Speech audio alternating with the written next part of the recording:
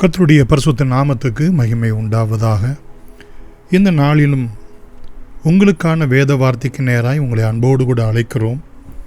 இந்த நாளிலும் தியானத்துக்கென்று ஏசாயா 40ஆம் அதிகாரம் 31வது வசனத்தை வாசிக்க கேட்போம். கர்த்தருக்கு காத்திருக்கிறவர்களோ புது பலன் அடைந்து கழுகுகளைப் போல செட்டைகளை அடித்து எழும்புவார்கள். அவர்கள் ஓடினாலும் இளைப்படையார்கள், நடந்தாலும் சோர்ந்து போகார்கள். பிரியமானவர்களே, கிறிஸ்தவ வாழ்க்கையிலே நாம் பறக்கின்ற ஒரு அனுபவம் வேண்டும், அல்லது ஓடுகின்ற அனுபவம் வேண்டும், அல்லது நடக்கின்ற ஒரு அனுபவமாவது ஒரு கிறிஸ்தவ ஆவிக்குரிய வாழ்க்கையிலே நமக்கு வேண்டும். இதைத்தான் பிரியமானவர்களே, நீர் எதையாகிலும் நீ செய்து கொண்டே இருக்க வேண்டும் என்று சொல்லி நமக்கு சொல்லப்பட்டிருக்கிறது. பிரியமானவர்களே, பறக்கின்ற அனுபவம், ஓடுகின்ற அனுபவம், நடக்கின்ற அனுபவம் என்று நாம் எதாகிலும் ஒரு காரியத்தை ஆண்டவருக்கென்று செய்து கொண்டு இருக்க வேண்டும் என்று பிரியமானவர்களே நாம் எதிர்பார்க்கப்படுகிறோம். அப்படிப்பட்ட நாம் தேவனுடைய சமூகத்திலே காத்திருக்கிறவர்களாய் விளங்க ஆண்டவர் எதிர்பார்க்கிறார். காத்திருப்பது என்பது அவர் குறித்த வேலைக்காக நாம் காத்திருக்கிறதாய் இருக்கிறது. பிரியமானவர்களே, நாம் நம்பிக்கையோடு கூட கர்த்தர் நமக்காக யாவற்றையும் செய்வார் என்கிற நம்பிக்கையோடு கூட காத்திருக்கிறது, பொறுமையோடு கூட காத்திருக்கிறது, கர்த்தரையே சார்ந்து காத்திருக்கிறது என்கிறதான இந்த கிறிஸ்தவ ஆவிக்குரிய அனுபவங்கள் உங்களுடைய என்னுடைய வாழ்க்கையில் கூடுதலாய் ஆண்டவர் எதிர்பார்க்கிறார்.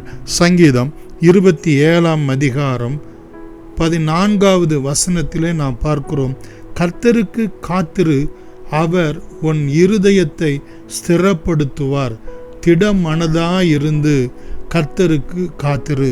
ஆங்கிலத்தில் பார்ப்போம் என்று சொன்னால், நீ பொறுமையோடு கூட காத்திரு, அவர் உன்னை ஸ்திரப்படுத்துவார், நீ உன்னை திடப்படுத்துவார் என்று சொல்லி நாம் பார்க்கிறோம். இரண்டாவதாக பிரியமானவர்களே, சங்கீதம் 84ஆம் அதிகாரத்திலே நாம் பார்க்கிறோம், அவர்கள் கழுகுகளைப் போல செட்டைகள் அடித்து புது பலன் அடைவார்கள். கர்த்தருக்கு காத்திருக்கிறவர்கள் புது பலன் அடைவார்கள் என்று சொல்லப்பட்டிருக்கிறது. சங்கீதம் 84:7 பார்ப்போம் என்று சொன்னால், பிரியமானவர்களே, அவர்கள் பலத்தின் மேல் பலம் அடைந்து சீயோனிலே தேவ சந்நிதியிலே வந்து காணப்படுவார்கள்.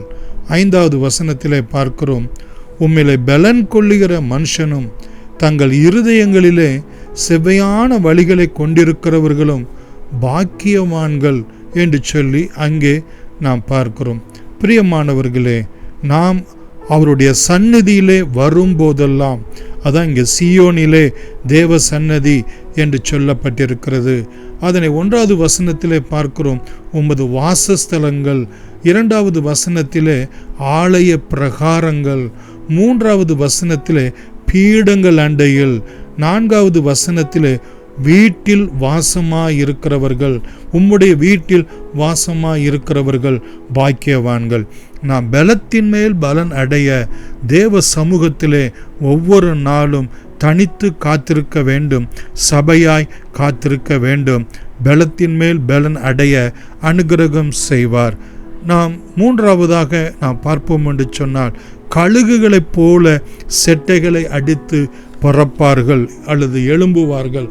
பிரியமானவர்களே, சங்கீதம் 103ஆம் அதிகாரம் 5வது வசனத்திலே, நன்மையினால் உன் வாயை திருப்தி ஆக்குகிறார், கழுகுக்கு சமானமாய் உன் வயது திரும்ப வாழ வயது போலாகிறது.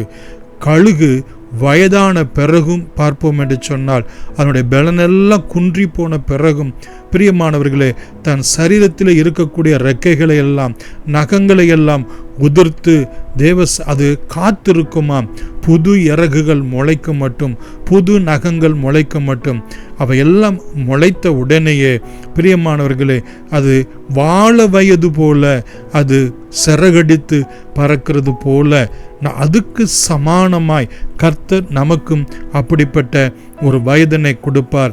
எனக்கு வயதாகிவிட்டதே, நான் ஆண்டவருக்கென்று என்ன செய்ய போகிறேன் என்று நினைக்க வேண்டாம். பிரியமானவர்களே, கர்த்தர் நம்முடைய வயதான காலத்திலும் கூட, இளம் வயதிலும் கூட, சிறு வயதிலும் கூட கர்த்தர் நம்மை எடுத்து பயன்படுத்த அவர் வல்லவராய் இருக்கிறார்.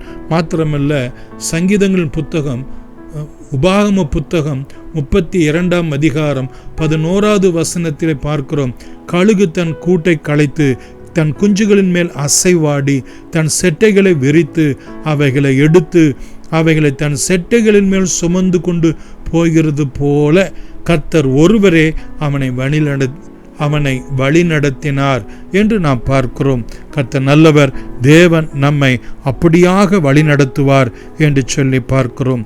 2 கொரிந்தியர் 4ஆம் அதிகாரம் 2 கொரிந்தியர் 4ஆம் அதிகாரம் பிரியமானவர்களே, கர்த்தர் நல்லவர், அவருடைய கிருபை என்றும் உள்ளது. 16வது வசனத்தை நாம் பார்ப்போம் என்று சொன்னால், 2 கொரிந்தியர் 4ஆம் அதிகாரம் 16வது வசனத்திலே, நான் ஆனபடியினால் நாங்கள் சோர்ந்து போகிறது இல்லை, எங்கள் புறம்பான மனுஷன் அழிந்தும் உள்ளான மனுஷனானது நாளுக்கு நாள் புதிதாக்கப்படுகிறது. பிரியமானவர்களே, தேவன் நம்முடைய பலத்தை, நம்முடைய தரிசனங்களை நாம் ஆண்டவருக்கென்று எழும்பி பிரகாசிக்க, குடும்ப பிரகாரமாக, உலக பிரகாரமாக, ஆவிக்குரிய பிரகாரமாக எழும்பி பிரகாசிக்க நாளுக்கு நாள் அவர் நம்மை புதிதாக்குகிறார் என்று சொல்லி நாம் பார்க்கிறோம். பிலிப்பியர் 4:13 நமக்கு தெரிந்த ஒரு வசனம், என்னை பலப்படுத்துகிற கிறிஸ்து இயேசுவினாலே எல்லாவற்றையும் செய்ய எனக்கு பலன் உண்டு என்று சொல்லி அங்கே பவுல் தன்னுடைய முதிர் வயதிலும் ஆண்டவருக்கென்று எழும்பி பிரகாசித்ததை, அவன் ஆண்டவருக்காக ஓடினதும், ஆண்டவருக்காக நடந்ததும், ஆண்டவருக்காக செட்டைகள் அடித்து பறந்ததையும் நாம் பார்க்கிறோம்.